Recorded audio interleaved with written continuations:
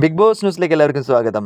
നമ്മൾ big boss season 7 തുടങ്ങിയപ്പോൾ തന്നെ ഫസ്റ്റ് അല്ലെങ്കിൽ 2 എപ്പിസോഡ് കഴിഞ്ഞപ്പോൾ തന്നെ നമുക്ക് മനസ്സിലാക്കിയത് ഏറ്റവും ടോപ്പായിട്ട് അവിടെ പെർഫോം ചെയ്യുന്ന അല്ലെങ്കിൽ ഏറ്റവും കൂടുതൽ കണ്ടന്റുകൾ ക്രിയേറ്റ് ചെയ്യുന്ന ഒരു കണ്ടസ്റ്റന്റ് പറയുകയാണെങ്കിൽ ഒരു സംശയം കൂടാതെ എല്ലാവരും പറയും അനീഷ് എന്ന് പറയുന്ന ഒരു വ്യക്തിയുടെ പേര്. അനീഷ് ഹൗസിനുള്ളിൽ കടന്ന ആ ഒരു സമയം തൊട്ട് തന്നെ എല്ലാവരെയും കയ്യിലെടുക്കാവുന്ന രീതിയിലേക്കുള്ള ഒരു പെർഫോമൻസ് ആണ് അവിടെ കാഴ്ചവെച്ചുകൊണ്ടിരിക്കുന്നത്. നെഗറ്റീവോ പോസിറ്റീവോ എന്തോ ആവട്ടെ, ഹൗസിനുള്ളിലുള്ള ഒരു കണ്ടസ്റ്റന്റിനും വെറുതെ വിടാതെ അനീഷിന്റെ ഒരു ബിഗ് പ്ലാനിങ് തന്നെയാണ് ഇവിടെ വർക്കൗട്ട് ആയിരിക്കുന്നത് എന്ന് വേണമെങ്കിൽ പറയാം. ബിഗ് ബോസ് തുടങ്ങിയിട്ടേ ഉള്ളൂ, ഒരു 2 ദിവസത്തിനുള്ളിൽ തന്നെ അനീഷ് എന്ന് പറയുന്ന ഒരാളെ ഹൗസിനുള്ളിലുള്ള എല്ലാവർക്കും ഒരു വെറുപ്പുണ്ടാക്കിയെടുക്കാൻ ആ അനീഷിന് സാധിച്ചിട്ടുണ്ടെങ്കിൽ അദ്ദേഹത്തിന്റെ ഒരു ഗെയിം പ്ലാൻ എന്ന് പറയുന്നത് വളരെ വലുത് തന്നെയാണ്. അനീഷിനെ അറിയാം വ്യക്തമായിട്ട്, എല്ലാവരും വെറുപ്പിച്ച് കഴിഞ്ഞാൽ എങ്ങനെയായാലും ഞാൻ തന്നെയായിരിക്കും ഈ ബിഗ് ബോസ് ഹൗസിലെ മെയിൻ ആയിട്ടുള്ള ഒരു വില്ലൻ അല്ലെങ്കിൽ മെയിൻ ആയിട്ടുള്ള ഒരു കണ്ടന്റ് ക്രിയേറ്റർ. പിന്നീട് എല്ലാ കാര്യങ്ങളും അനീഷിനെ ചുറ്റിപ്പറ്റി തന്നെയായിരിക്കും പോകുക എന്നുള്ള വ്യക്തമായിട്ടുള്ള ബോധ്യത്തോടു കൂടിയാണ് അനീഷ് ഹൗസിനുള്ളിലേക്ക് കടന്നിട്ടുള്ളത്. മറ്റെല്ലാ കണ്ടസ്റ്റൻസിനെ എടുത്തു നോക്കി കഴിഞ്ഞാൽ അതിൽ 1, 2, 3 പേർക്ക് മാത്രമാണ് അനീഷിന്റെ ഗെയിം സ്ട്രാറ്റജി മനസ്സിലായിട്ടുള്ളത്. ബാക്കി എല്ലാവരും അനീഷിന്റെ ഈ ഒരു പ്രവൃത്തിയിൽ വീണു പോയിരിക്കുകയാണ്. അനീഷിനെ കുറ്റം പറഞ്ഞുകൊണ്ടും അല്ലെങ്കിൽ അനീഷിനെ പറ്റി പറഞ്ഞുകൊണ്ടാണ് പല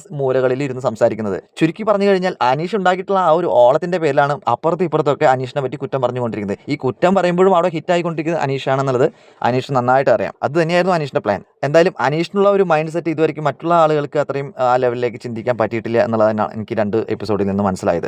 ഇനി ഷാനവാസോ അല്ലെങ്കിൽ അപ്പാനും ശരത്തോ കുറച്ചും കൂടെ ബെറ്റർ ആയിട്ട് കളിച്ച് തുടങ്ങി കഴിഞ്ഞാൽ ചിലപ്പോൾ ഒരുപക്ഷെ അനീഷ് എന്ന് പറയുന്ന കണ്ടസ്റ്റന്റിനെ മറികടക്കാൻ സാധിച്ചേക്കാം. നമുക്ക് നോക്കി കാണാം എന്താണ് സംഭവിക്കാൻ പോകുന്നത്. കൂടുതൽ അപ്ഡേറ്റുകൾക്കായി നമ്മുടെ ഈ ചാനൽ മറക്കാതെ സബ്സ്ക്രൈബ് ചെയ്യും.